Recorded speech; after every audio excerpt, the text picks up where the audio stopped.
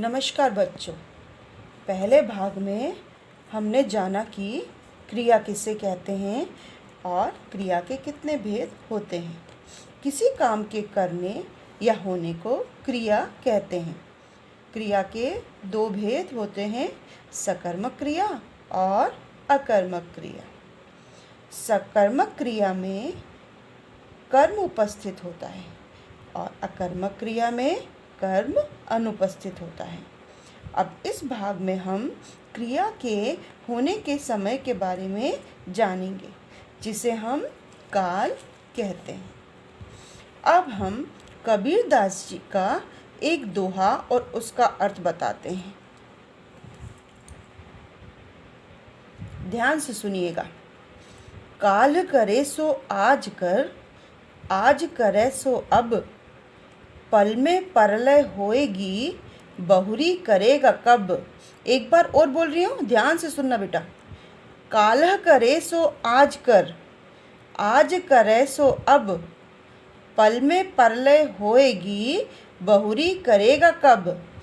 इस दोहे में कबीरदास जी ने आने वाले समय में किए जाने वाले काम को, इस दोहे में कबीरदास जी ने क्या, आने वाले समय में जो काम होने वाला है उस काम को आज और आज के काम को अभी करने की सलाह दी है। उन्होंने क्या कहा है, जो काम तुम कल करने वाले थे उसको आज कर लो, और आज करने से भी ज़्यादा अच्छा होगा कि तुम उस काम को अभी कर लोगे।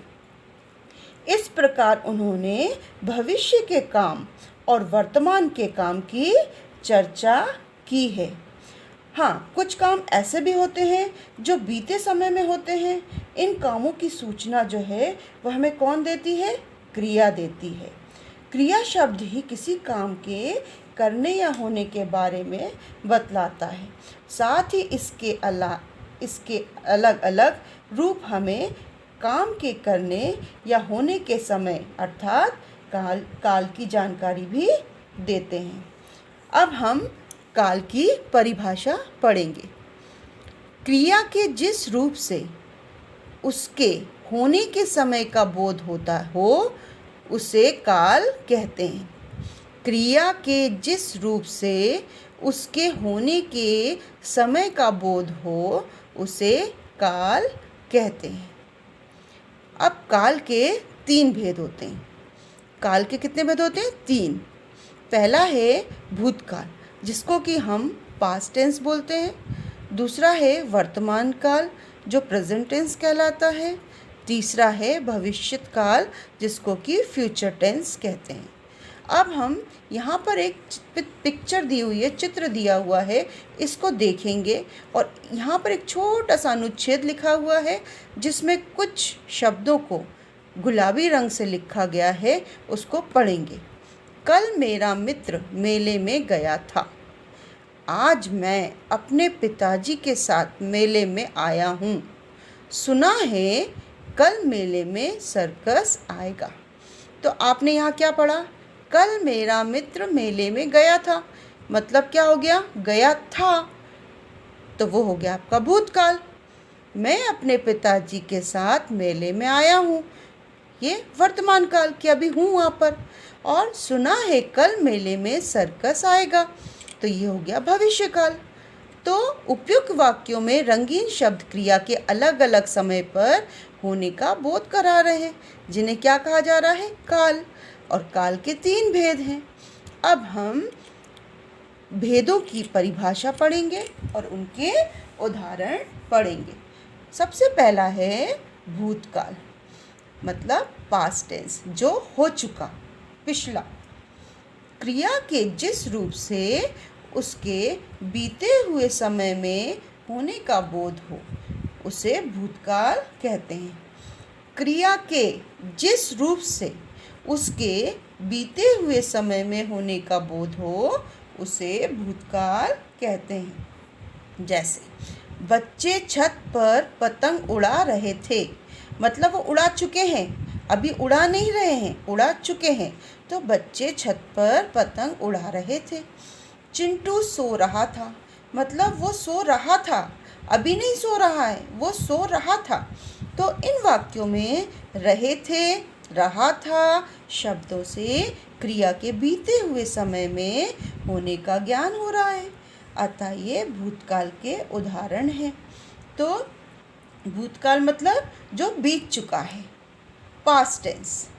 अब दूसरा है वर्तमान काल यानी कि प्रेजेंट टेंस, जो अभी हो रहा है काम, उसका समय। तो क्रिया के जिस रूप से चल रहे समय में किसी काम के होने का बोध हो उसे वर्तमान काल कहते हैं। मतलब क्रिया के जिस रूप से चल रहे समय में किसी काम के होने का बोध हो उसे वर्तमान काल कहते हैं। जैसे अभी आप लोग वीडियो देख रहे हो तो किस समय देख रहे हो? वर्तमान काल में देख रहे हो। यहाँ पर भी कुछ उदाहरण दिए गए हैं। लड़कियाँ झूला झूल रही हैं और लड़के क्रिकेट खेल रहे हैं। तो लड़कियाँ अभी झूला झूल रही हैं, मतलब झूल चुकी नहीं हैं या झूलेंगी नहीं, झूल रही हैं। और लड़के भी मैदान में क्या कर रहे हैं? क्रिकेट खेल रहे हैं, अभी खेल रहे हैं। इन वाक्यों में झूल रही है, खेल रहे हैं शब्दों में कार्य के चल रहे रूप का बोध होता है। मतलब कि झूलना क्रिया है, खेलना भी क्रिया है, लेकिन रही है और रहे हैं ये हो जाएगा आपका वर्तमान काल, जिससे कि हमको ये पता चल रहा है कि ये काम ये लोग अभी कर रहे हैं। मतलब ये अभी झूला झूल रही है, लड़कियां अभी झूला झूल रही हैं और लड़के जो हैं वो मैदान में क्रिकेट खेल रहे हैं। शब्दों में कार्य के चल रहे रूप का बोध होता है। अतः ये वर्तमान काल के उदाहरण हैं। कौन कौन से उदाहरण हैं? कि लड़कियां झूला झूल रही हैं और लड़के क्रिकेट खेल रहे हैं। अब तीसरा है भविष्यत काल यानी कि फ्यूचर टेंस। जैसे कि फ्यूचर टेंस मतलब आगे होने वाला काम। जैसे कल वर्षा होगी, कल हम मेला देखने जाएंगे, कल हम क्रिकेट खेलेंगे। तो ये हो जाएगा आपका भविष्यत काल। अब हम इसकी परिभाषा को पढ़ेंगे। क्रिया के जिस रूप से आने वाले समय में काम के होने का बोध हो उसे भविष्यत काल कहते हैं। क्रिया के जिस रूप से आने वाले समय में काम के होने का बोध हो उसे भविष्यत काल कहते हैं। मतलब क्रिया का जो भी रूप है उसमें आने वाले समय मतलब जो आया नहीं है, जो कल टुमारो जो आएगा उसमें जो काम होने के समय का बोध होता है उसे भविष्यत काल कहते हैं। जैसे माताजी मंदिर जाएंगी, मतलब माताजी अभी मंदिर गई नहीं है, कल कोई पूजा होगी तो मम्मी कल मंदिर जाएंगी।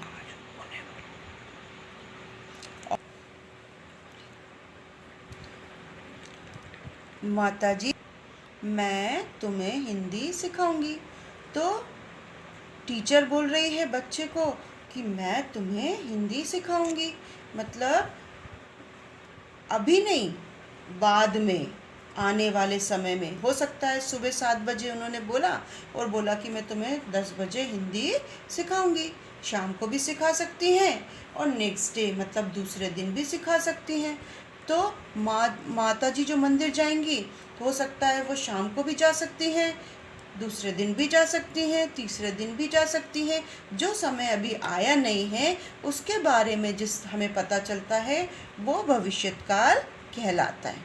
अब इन दोनों वाक्यों में जाएंगी और सिखाऊंगी शब्दों से क्रिया के आने वाले समय में होने का बोध होता है। अतः ये दोनों वाक्य भविष्यकाल के उदाहरण हैं, जाएंगी और सिखाऊंगी।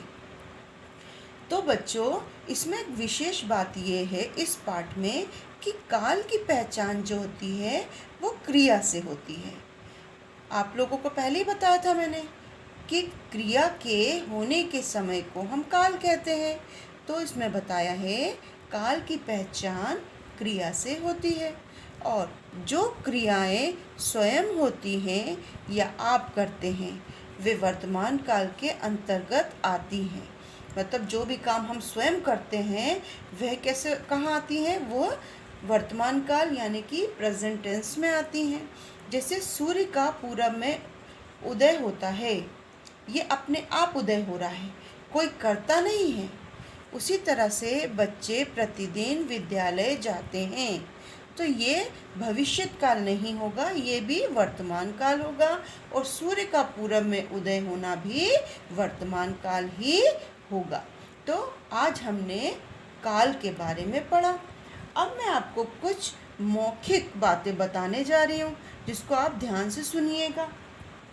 सबसे पहले किसी काम के करने या फिर होने के समय को हम काल कहते हैं।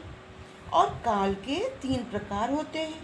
पहला है बीते समय, यानी कि भूत में किया गया या घटित हुआ हुआ काम, मतलब बीते हुए समय में कोई काम का होना या फिर घटित होना। और दूसरा अभी चल रहे समय, यानी कि वर्तमान में किया जा रहा है काम या फिर घटित हो रहा है काम। और तीसरा आने वाले समय, यानी भविष्य काल में किया जाने वाला काम या फिर घटित होने वाला काम। तो इस प्रकार हमने आज काल पढ़ा और मुझे उम्मीद है आप लोगों को ये पाठ समझ में आ गया होगा।